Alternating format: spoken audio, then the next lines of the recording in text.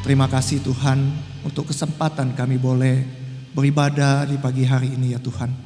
Kami mengucap syukur karena itu semua adalah anugerah yang Tuhan berikan kepada kami. Tuhan, kami sekarang akan mendengarkan kebenaran firman Tuhan. Kami membawa hati kami, hidup kami bagaikan bejana yang siap dibentuk oleh Tuhan. Oleh karena itu berbicaralah ya Tuhan. Kami siap mendengar. Tolonglah hamba-Mu, biarlah dia boleh menyampaikan kebenaran firman Tuhan dengan baik. Dan Tuhan tolong kami semua, supaya kami boleh mengerti kebenaran firman Tuhan dengan baik. Terima kasih Tuhan, di dalam nama Tuhan Yesus kami berdoa. Amin.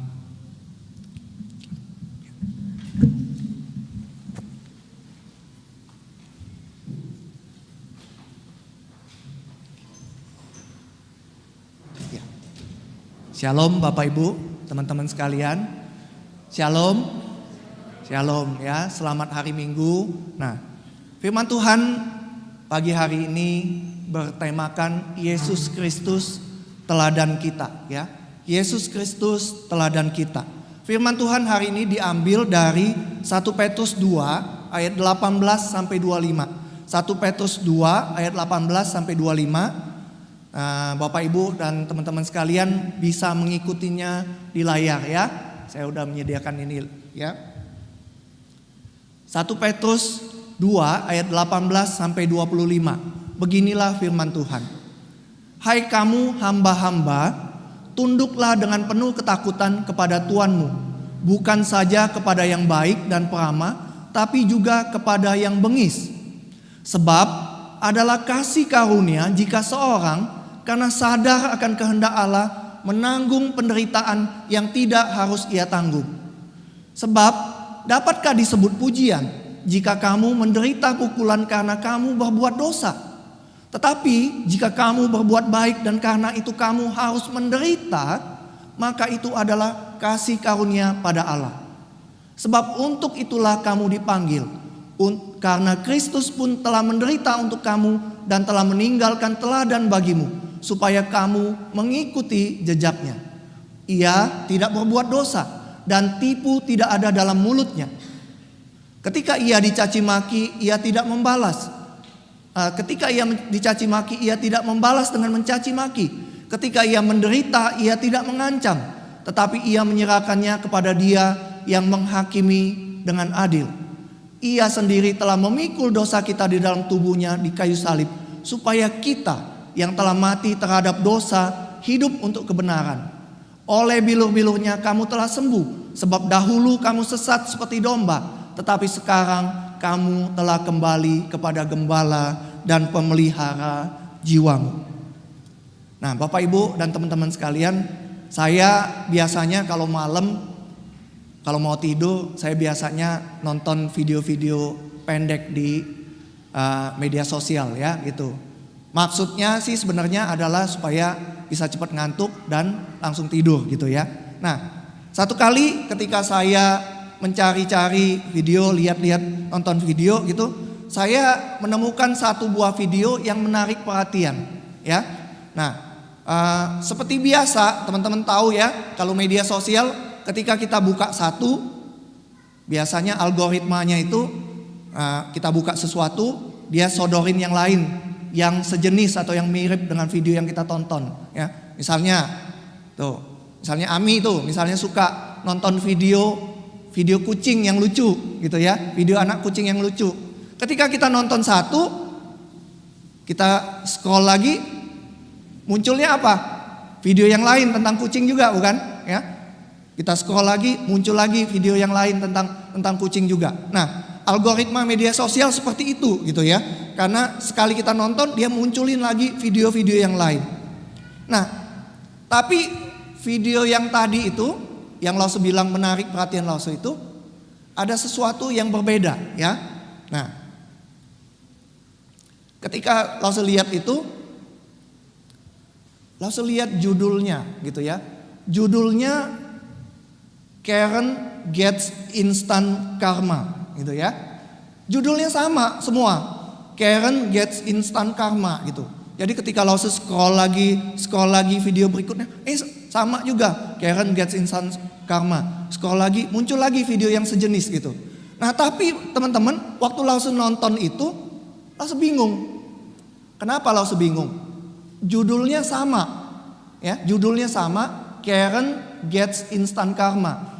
Tapi kok Lause perhatiin orangnya beda ya, gitu ya.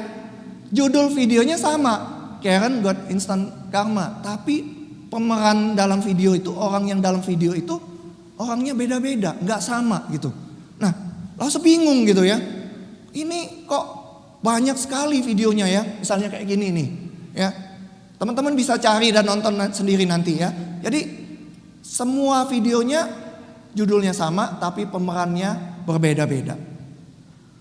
Lause coba cari tahu di internet, siapa sih Karen itu ya? Who the hell is Karen gitu ya? Kenapa semua video itu gunakan nama yang sama, yaitu Karen? Nah, teman-teman, ternyata begini. Karen itu dalam beberapa tahun ini jadi semacam meme atau lelucon ya, yang tersebar luas, yang merujuk, Lause cari tahu itu merujuk kepada tipe wanita kulit putih kelas menengah ya, wanita kulit putih kelas menengah yang menunjukkan perilaku tertentu karena merasa dirinya itu lebih istimewa. Ya. Jadi langsung ulangin ya.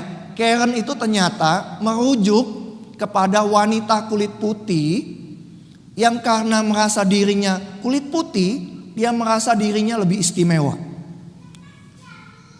Teman-teman di sini ada yang pernah nonton videonya? Karen Gets Instant Karma? Yasen pernah? Ya. Teman-teman yang nonton pasti tahu video ini tentang apa gitu, ya. Nah, di dalam video tersebut, ya, mereka itu, ya tadi Lause bilang ya, pemerannya macam beda-beda, wanita kulit putih semua. Dalam video itu mereka itu menunjukkan arogansinya, menunjukkan kemarahannya, memukul, melempar, merusak barang-barang karena marah, karena tersinggung, karena merasa diperlakukan tidak sesuai maunya gitu. Ada yang pesan makanan, misalnya pesan McD gitu ya. Dia makan gitu. Kok datang. I want to talk to manager gitu ya. Aku get me the manager gitu ya. Jadi dia makan merasa nggak enak, lalu marah, dilempar burgernya ke pelayan McD-nya gitu ya. Ada juga yang marah-marah lalu memecahkan kaca gitu ya. Ada yang membanting kursi gitu. Ada yang marah-marah nggak jelas, ketemu orang, misalnya ketemu orang kulit hitam, atau ketemu waktu zaman COVID itu ya, ketemu orang yang mukanya kayak Chinese sedikit, marah langsung dipukulin gitu. Pulang kamu ke Cina, padahal orang Amerika gitu ya. Nah, teman-teman, walaupun dalam video tersebut tindakan dan orangnya beda, tapi ada satu hal yang sama selain namanya gitu ya. Satu hal yang sama yaitu adalah mereka langsung merasakan balasan atau merasakan pahitnya keadilan akibat tindakan mereka. Ya. Jadi semuanya sama, orangnya beda, tindakannya beda, tapi ada satu hal yang sama selain namanya adalah mereka itu dapat balasan langsung, ya. Dapat hukuman yang setimpal karena perbuatan mereka, ya. Makanya disebut itu gets instant karma gitu ya. Nah, ada yang dipecat dari pekerjaannya ya, kayak yang ini ya. Yang ini dipecat dari pekerjaannya setelah videonya menjadi viral ya. Sebagian Karen yang lain itu ditangkap polisi, ada yang dituntut karena perbuatan tidak menyenangkan, dituntut karena merusak properti, dituntut karena melakukan tindakan kekerasan. Karma itu ya, kata Lause simpulin, kalau karma itu, kalau Lause bisa simpulin adalah you get what you deserve. Benar nggak ya teman-teman ya? Karma itu adalah kamu dapat apa yang kamu pantas dapatkan gitu. Kamu berbuat onar, kamu dapat balasannya. Kamu melakukan perbuatan tidak menyenangkan, kamu ditangkap polisi gitu. Jadi Karen gets instant karma itu artinya dia dapat balasannya saat itu juga. Biasanya teman-teman, ya, Setelah dapat masalah, setelah ditangkap, diadili, mereka baru sadar, gitu ya. Mereka nangis, menyesali perbuatannya. Nah, teman-teman, ini yang dimaksud oleh Rasul Petrus waktu kita baca bagian perikop yang ini ya. Dia bilang gini, sebab dapatkah disebut pujian jika kamu menderita pukulan karena kamu berbuat dosa? Kalau kamu berbuat dosa, kamu dapat pukulan, apakah itu bisa disebut pujian? Apakah kamu bangga kalau kamu menderita pukulan, menderita hukuman karena berbuat dosa? Petrus ngomong, enggak, harusnya tidak seperti itu. Rasul Petrus tulis ini kepada jemaat orang-orang percaya yang mula-mula itu. Rasul Petrus mau ngomong tentang bagaimana seharusnya orang Kristen itu hidup dan percaya. Ya. Jadi harusnya seperti apa sih cara hidup orang yang percaya itu? Ya. Nah, langsung berpikir harusnya ya, Rasul Petrus tadi menegur keras orang-orang yang punya pikiran bahwa oh, kalau aku jadi anak Tuhan, aku bebas melakukan apapun ya. Tapi Rasul Petrus menegur keras orang-orang yang punya pemikiran gitu. Harusnya cara hidup orang Kristen itu tidak seperti itu. Nah, sekarang teman-teman pertanyaannya. Kalau seperti itu bukan cara hidup orang percaya, bagaimana seharusnya cara hidup orang percaya? Nih, teman-teman lihat ya. Nah, teman-teman, ini adalah foto dari seorang yang bernama Jack Phillips ya. Foto dari seorang yang bernama Jack Phillips. Jack Phillips ini adalah pemilik sebuah toko kue atau toko roti di Colorado.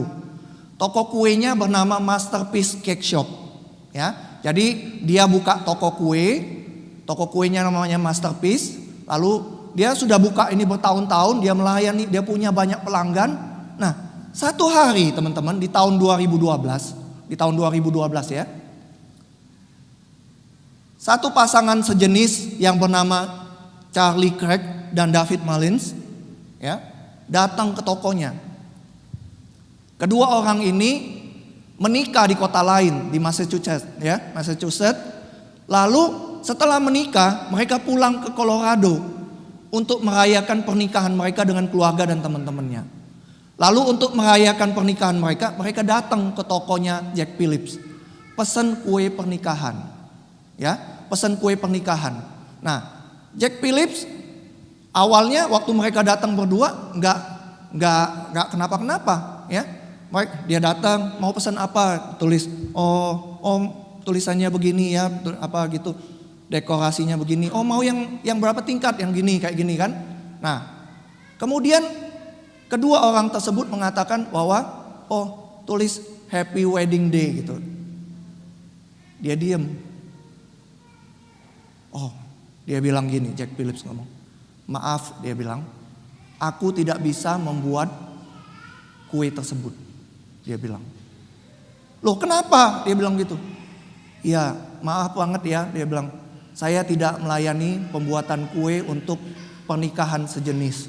Dia bilang gitu. Ya. Kedua pasangan tersebut waktu dengar, diam, lalu mereka keluar. Ya, mereka keluar. Kejadiannya teman-teman cuma 20 detik. Ya. Kejadiannya cuma 20 detik, lalu kedua orang tersebut keluar dari toko tersebut. Ya. Tapi teman-teman tahu nggak apa yang terjadi? Kedua orang tersebut kemudian mengajukan keluhan ke Komisi Hak Sipil di Colorado. Ya, dia ngajuin komplain. Ya. Nah, Komisi Hak Sipil ini sebelumnya sempat keluarin peraturan ngomong, setiap pemilik usaha nggak boleh diskriminasi orang, nggak boleh tidak melayani orang kalau berdasarkan ras, ya, agama, jenis kelamin atau orientasi seksual gitu. Jadi semua orang harus dilayani. Nah, ketika mereka ngadu ke Komisi Hak Sipil itu, lalu mereka diminta ngajuin tuntutan hukum kepada Jack Phillips. Teman-teman tahu, ya, Mereka mengajukan tuntutan kepada Jack Phillips. Lalu persidangan memutuskan Jack Phillips harus buat kue untuk pasangan tersebut. Tapi Jack Phillips ini adalah seorang Kristen, ya. Dia nolak pasangan tersebut untuk bikin kue bukan karena apa-apa, tapi karena dia adalah anak Tuhan. Dan firman Tuhan ngomong pernikahan itu adalah antara pasangan laki-laki dan perempuan. Dan dia tidak menerima pesanan kue untuk pasangan sejenis tersebut. Lalu dia tetap ngotot gak mau buat, ya. Pengadilan sudah memerintahkan dia untuk buat kue tersebut, tapi dia gak mau. Lalu dia ngajuin banding, ya.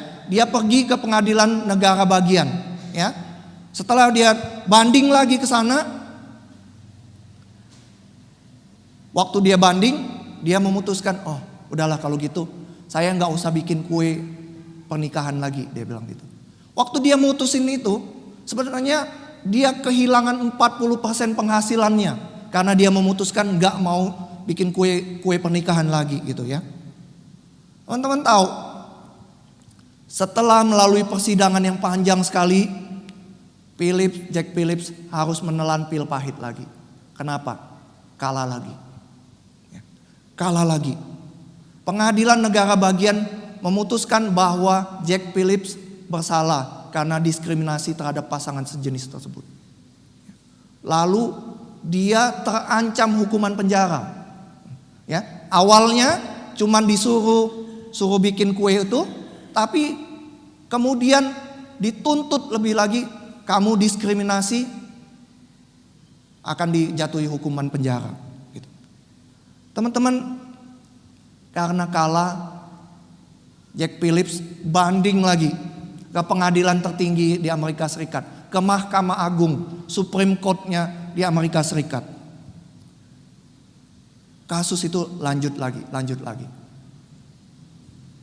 Kejadian yang cuma 20 detik membuat Jack Phillips harus menjalani persidangan selama 6 tahun. Bolak-balik pengadilan 6 tahun. Kemudian diputuskan kalah gitu, dia banding lagi ke Mahkamah Agung. Akhirnya teman-teman, pada tanggal 4 Juni 2018, Mahkamah Agung Amerika Serikat kemudian memerintahkan pembatalan, ya. Pembatalan keputusan yang sebelumnya. Mahkamah Agung mengatakan bahwa meskipun Jack Phillips adalah seorang tukang kue yang melayani publik, ya, tapi dia juga tetap punya kebebasan untuk menjalankan keyakinan agamanya, ya, menjalankan kehakiman agamanya. Lalu haknya itu juga dilindungi undang-undang, kata MA. Lalu akhirnya Mahkamah Agung memutuskan untuk memenangkan Jack Phillips 6 tahun, ya. Tapi setelah menang, teman-teman tahu apa yang terjadi? Nih, ketika keputusan Mahkamah Agung itu belum keluar, mereka sedang menjalani persidangan, seorang wanita lagi datang ke toko kuenya. Pak, saya mau pesan kue ulang tahun. Gak curiga sama sekali. Aku maunya kuenya yang di dalam itu biru, ya, yang di luar pink, ya, gitu. Oh iya, dia catat. Mau tulis apa? Happy 3rd Anniversary Transgender Operation. Ya, ngerti ya? Jadi dia bilang, bikinin aku kue yang dalamnya biru, luarnya pink, dan tulis selamat hari jadi atau selamat memperingati operasi pergantian kelamin. Ya, operasi pergantian kelamin. Waktu Jack Phillips dengar itu, dia bilang, maaf, saya tidak bisa melakukannya. Tapi teman-teman tahu, wanita ini adalah wanita transgender, artinya dia dulu adalah pria yang kemudian operasi jadi wanita. Wanita ini sengaja datang ke situ untuk membuat masalah dengan dia. Ya. Jadi dia sengaja datang ke tempat itu untuk memesan kue tadi, dan dia tahu bahwa Jack Phillips pasti tidak akan memenuhi ininya. Kemudian dia ajuin tuntutan lagi ke pengadilan. Bayangkan teman-teman, karena keyakinannya Phillips menolak untuk membuat kue bagi pasangan sejenis. Kejadiannya cuma 20 detik, dan untuk itu dia harus menjalani persidangan panjang selama 6 tahun lebih. Kalah 2 kali, sampai akhirnya dia menang di Mahkamah Agung. Teman-teman tahu, dia kembali harus menjalani persidangan dari tahun 2019 itu sampai tahun 2023 ini. Lalu kemarin cari-cari, bulan Juni masih ada beritanya, masih menjalani persidangan. Dia harus menjalani persidangan lagi karena tuntutan wanita transgender ini. Teman-teman bayangin, 20 detik, kemudian semua peristiwa ini totalnya hampir 11 tahun. Dan dia harus menjalani itu karena keputusannya untuk apa? Untuk tidak mengikuti permintaan dari pasangan sejenis atau wanita transgender itu. Teman-teman, Jack Phillips kemudian menceritakan tentang pengalamannya ini di dalam sebuah buku yang berjudul The Cost of My Faith: How a Decision in My Cake Shop Took Me to the Supreme Court. Harga yang harus saya bayar untuk iman saya. Bagaimana sebuah keputusan di toko kue saya membawa saya ke Mahkamah Agung. Dalam buku itu dia berkata begini. Banyak orang yang berkata kepada dia, kenapa kamu gak buatin aja? Kenapa kamu harus repotin diri? Kenapa gak cari aman? Kenapa gak ngalah saja? Toh kamu juga gak rugi. Nah, Jack Phillips berkata bahwa semua orang tuh media di Amerika Serikat tuh menggambarkan dia sebagai orang yang fanatik gitu ya. Orang yang garis keras gitu, yang menolak persamaan hak gitu. Tapi tidak seperti itu. Kenapa? Karena dia berkata sebenarnya yang dipertaruhkan adalah prinsip kebenaran yang dikatakan firman Tuhan tentang hal ini. Dan untuk itu dia katakan dia tidak menyesal sekalipun. Ya, dia katakan yang dipertaruhkan itu adalah prinsip kebenaran yang dikatakan firman Tuhan. Dan untuk itu aku gak menyesal sekalipun. Dia malah berharap kisahnya itu menginspirasi, mendorong saudara-saudara seiman lain yang punya pergumulan iman juga. Ya, dia berkata bahwa seorang Kristen tuh harus menghidupi imannya. Ya, menghidupi imannya. Mereka yang menghadapi tantangan karena imannya, betapapun menakutkan itu, mereka harus tetap menghidupi iman mereka.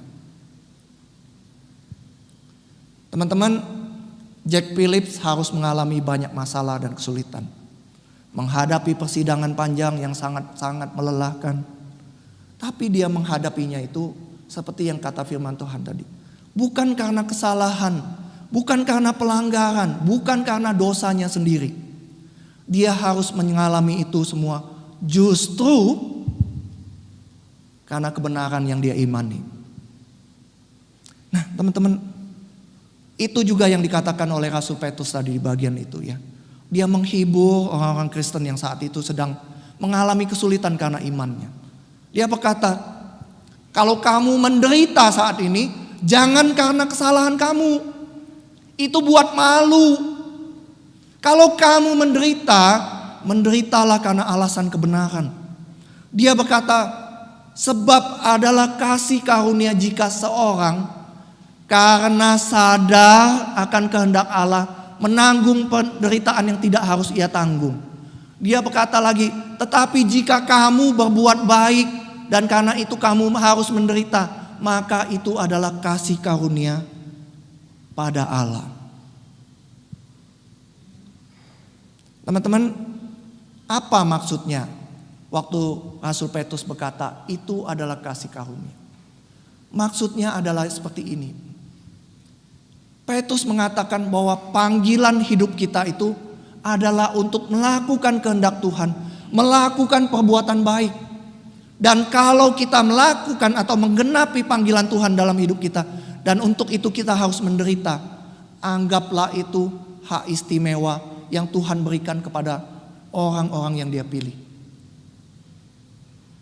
Maksudnya itu, kasih karunia Tuhan buat kamu yang menderita karena alasan kebenaran.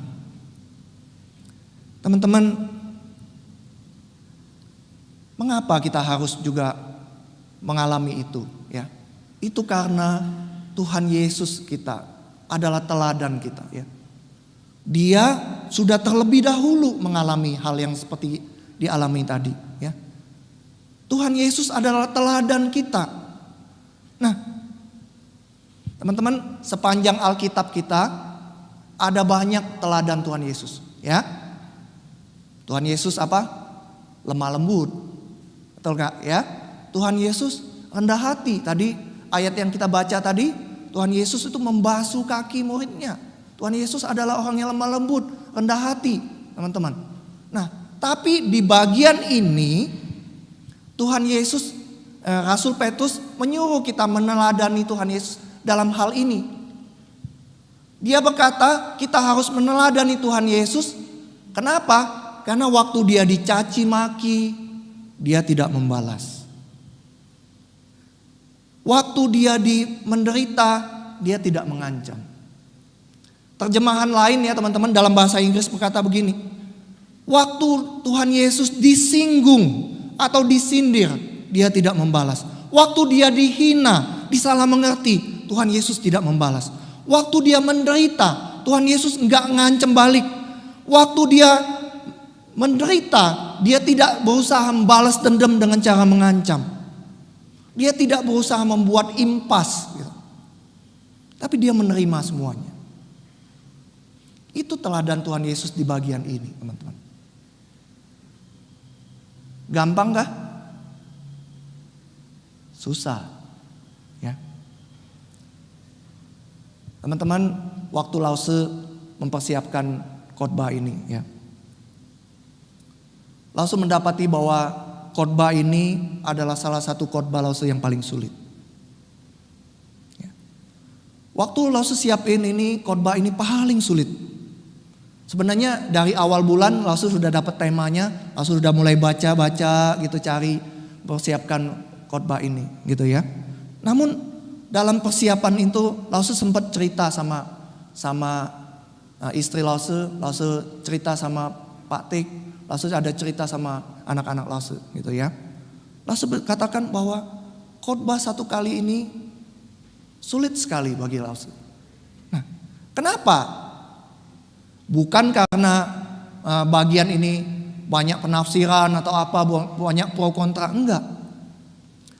Lause katakan bagian ini sulit adalah karena Lause sendiri belum bisa melakukannya.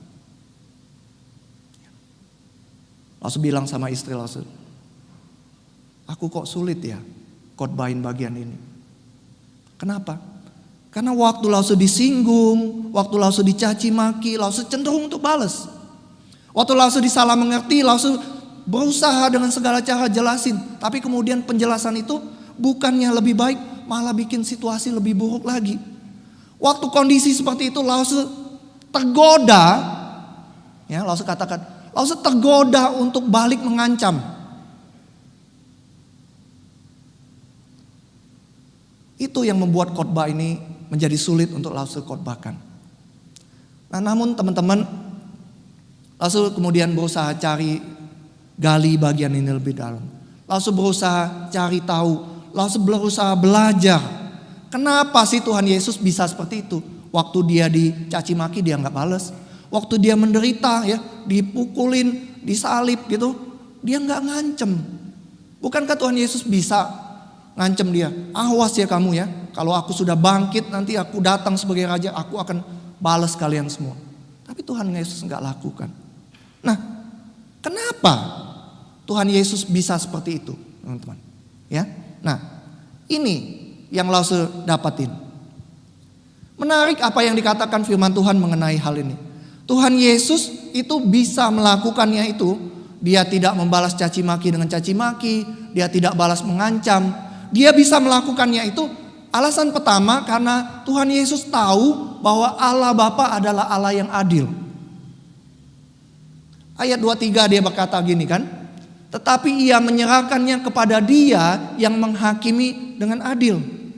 Nah, Tuhan Yesus tahu bahwa Allah Bapa itu adalah Allah yang adil, yang menghakimi dengan adil. Oleh karena itu dia tahan menderita karena itu.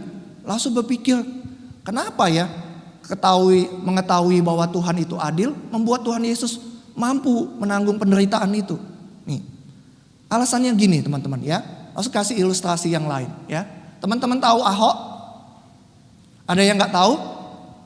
Nggak tahu? Ada yang nggak tahu? Nggak ada kan? Nah, teman-teman ada sebuah tanda kutip kutukan ya. Kalau teman-teman baca di internet ada yang dinamakan kutukan Ahok. Maksudnya apa? Kutukan Ahok ini karena gini teman-teman. Waktu dia disidang karena penistaan agama, dia berkata begini dalam bahasa Jawa. Gusti ora sare gitu ya. Artinya apa? Tuhan itu tidak tidur. Dia bilang gitu ya. Waktu itu dia ngomong sekali lewat doang, dia bilang Gusti ora sare gitu ya. Tapi teman-teman tahu apa yang terjadi? Kenapa itu disebutan kutukan? Orang-orang yang berusaha menjatuhkan dia, yang berusaha membuat dia dipenjara, satu persatu ditangkap polisi, ketahuan korupsi, ada yang kecelakaan mati, ada yang sakit meninggal. Jadi orang ngomong, wah ini kutukan Ahok nih, gitu ya, kutukan Ahok gitu. Nah, kenapa mengetahui bahwa Tuhan itu adil, Tuhan itu tidak tidur itu?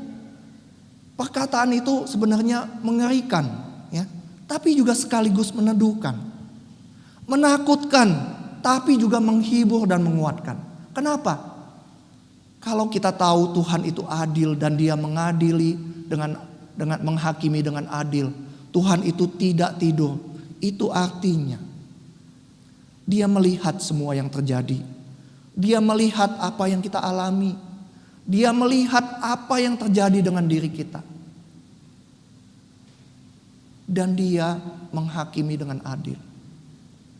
Orang yang bersalah suatu hari akan dihukum. Tetapi orang yang benar suatu hari akan diteguhkan, akan dikuatkan. Nah, itu yang membuat Tuhan Yesus itu mampu menanggungnya. Teman-teman, langsung tanya kepada kalian. Apakah teman-teman saat ini disalah mengerti, dihina, direndahkan, dicaci maki atau dilecehkan oleh orang lain? Mungkin itu oleh majikan di tempat kerja, mungkin itu oleh pasangan, mertua atau menantu. Apakah teman-teman juga mengalami misalnya disalah mengerti oleh orang tua, dibully oleh teman, ditindas oleh guru di sekolah?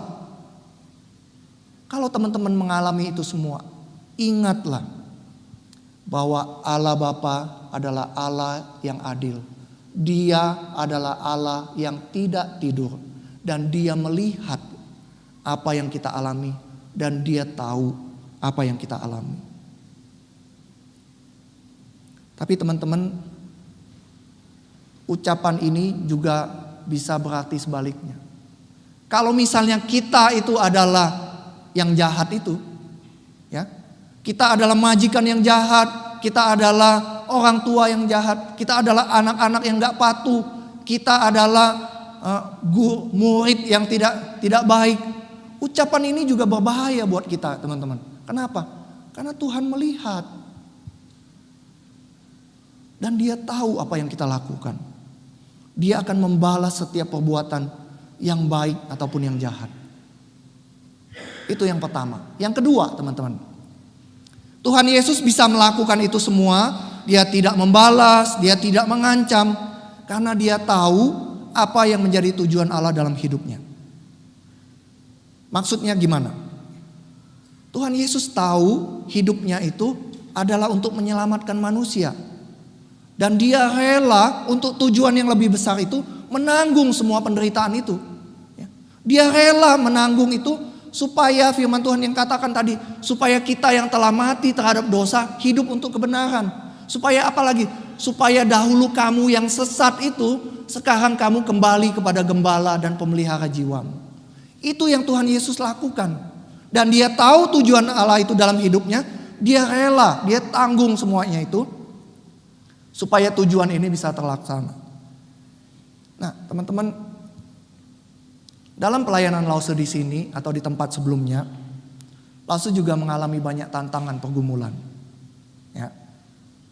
Seringkali waktu tantangan dan pergumulan itu datang, itu membuat Lause seakan-akan mau menyerah dan tidak mau lanjut lagi. Ya, Lause seringkali juga mengalami hal itu, gitu ya. Nah, akan tetapi teman-teman, satu hal yang membuat Lause sampai saat ini masih tetap melayani adalah karena Lause melihat apa yang Lause lakukan itu adalah untuk tujuannya Tuhan, untuk tujuan yang lebih besar.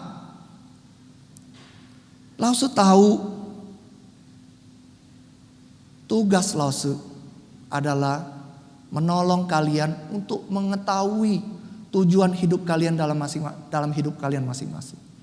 Lause tahu bahwa tugas Lause adalah memimpin kalian kepada kebenaran firman Tuhan. Dan ketika Lause tahu bahwa itu adalah tujuan yang Tuhan tetapkan dalam hidup Lause, Lause bisa tetap melayani sampai sekarang. Walaupun keadaannya sulit, walaupun keadaan kadang-kadang membuat Lause sumpek, patah semangat, tawar hati gitu ya. Apa yang membuat Lause bisa tetap melayani? Itu adalah ada orang tua kalian yang ngomong kepada Lause, anakku itu loh berubah sejak ke gereja. Ya, ada orang tua yang ngomong seperti itu kepada Lause. Ya, Lause bisa tetap melayani Tuhan karena ada dikuatkan kembali, karena ada di antara kalian yang berkata, Lause, ini kapan ini? Antusias gitu mengikuti kegiatan gitu ya. Lause juga dikuatkan kembali ketika kalian Lause minta melayani, hampir gak ada yang menolak. Itu yang membuat Lause tetap bisa melayani, karena ada tujuan yang lebih besar ketika Lause melayani. Ya, nah teman-teman, sekali lagi Lause balikin kepada kalian. Apakah kalian saat ini mengalami kesulitan? Kalian jadi bawahan dari majikan yang jahat. Kalian jadi pendamping dari pasangan yang tidak baik. Orang tua dari anak-anak yang susah. Atau sebaliknya, kita jadi anak dari orang tua yang tanda kutip sulit. Yang salah mengertiin kita terus. Yang suka merendahkan kita, suka membuli kita. Ya. Nah, ingatlah, Tuhan memanggil kita untuk melakukan peran kita masing-masing, ya. Dan Tuhan mau kita itu jadi teladan, jadi contoh bagi majikan kita, bagi pasangan kita, bagi teman-teman di sekolah. Tuhan mau supaya hidup kita itu menolong teman-teman yang lain yang belum percaya Tuhan melihat kepada kasih Tuhan, dan mereka juga bisa percaya Tuhan. Tuhan mau hidup kita itu memenangkan orang lain, teman-teman. Dan seharusnya ketika kita tahu hal itu membuat kita rela dan kuat menjalani peran kita.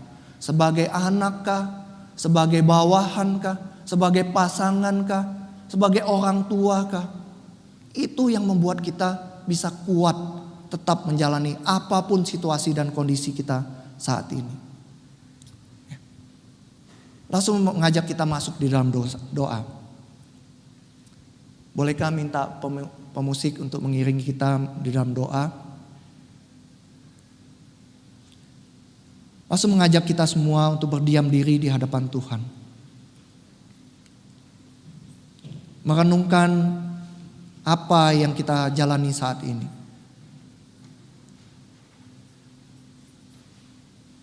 Teman-teman,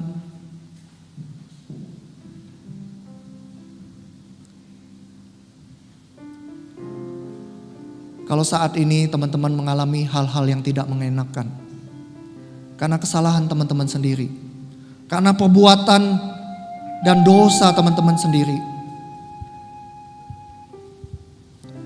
maka sudah seharusnya kita bertobat dan meninggalkan dosa-dosa kita. Akan tetapi teman-teman, kalau saat ini teman-teman mengalami hal-hal yang tidak mengenakan, sewaktu melakukan kehendak Allah, sewaktu melakukan hal-hal yang baik, ingatlah bahwa sesungguhnya itu adalah kasih karunia, hak istimewa yang Tuhan berikan kepada kita, orang-orang yang Dia pilih. Ingatlah bahwa Tuhan Yesus juga mengalaminya. Tuhan Yesus teladan kita. Dia menjadi teladan kita semua, karena pada waktu mengalami itu semua, waktu dicaci maki, waktu disinggung, waktu disindir, waktu dihina, waktu disalah mengerti, Dia tidak membalas. Waktu menderita, Tuhan Yesus tidak mengancam balik.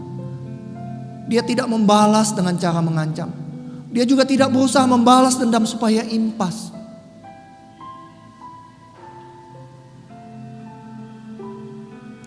Mengapa Tuhan Yesus bisa menanggung itu semua?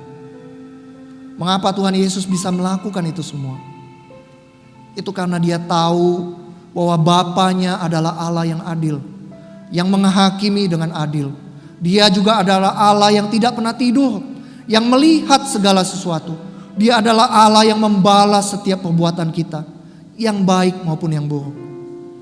Yesus mampu menanggung atau melakukan itu semua karena Dia tahu tujuan Allah untuk hidupnya.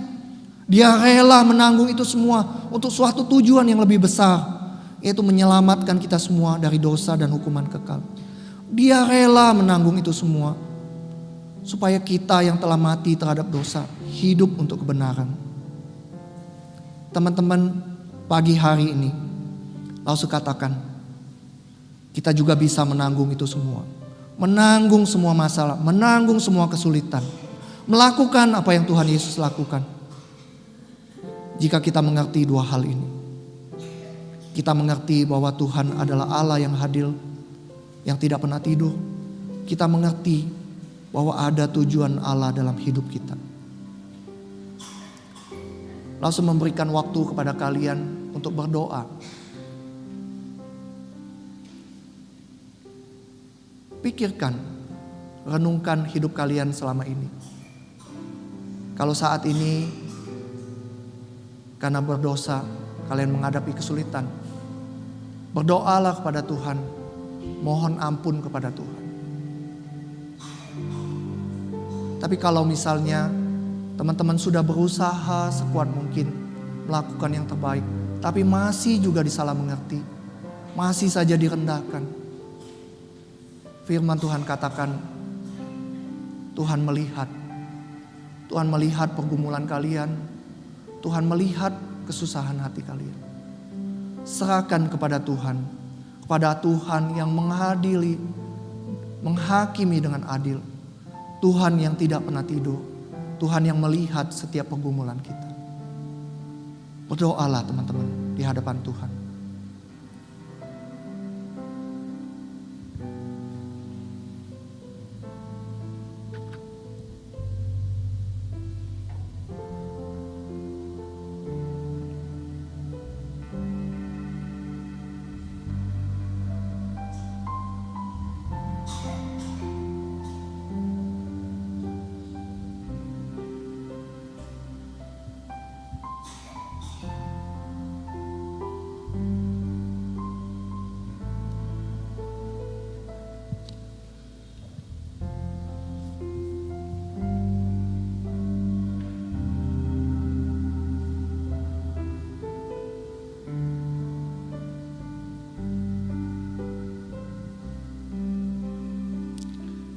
Kita nyanyikan lagu ini, Lingkupiku. Lingkupiku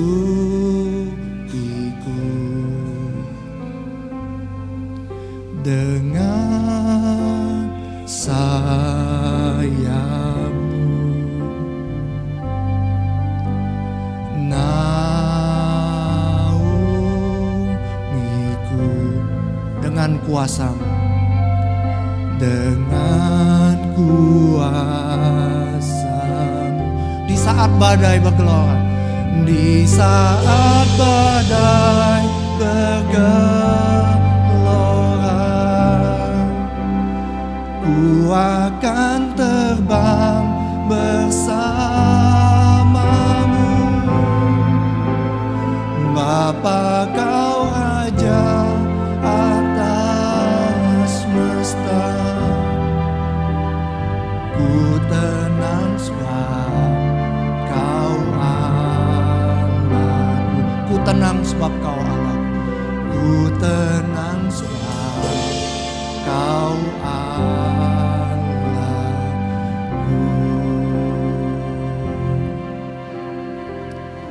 Tuhan, Engkau yang mendengar doa kami. Engkau yang mendengar seru doa kami. Dan Engkau juga melihat bahwa hidup kami terbuka di hadapan-Mu. Tuhan, tolonglah kami supaya kami bisa melakukan firman Tuhan yang kami dengar pada hari ini. Roh Kudus, mampukan kami. Roh Kudus, materaikan kebenaran firman Tuhan ini di dalam hidup kami, supaya hidup kami senantiasa berjalan sesuai kebenaran firman Tuhan itu. Terima kasih Tuhan. Di dalam nama Tuhan Yesus kami berdoa. Amin. Masa kembalikan kepada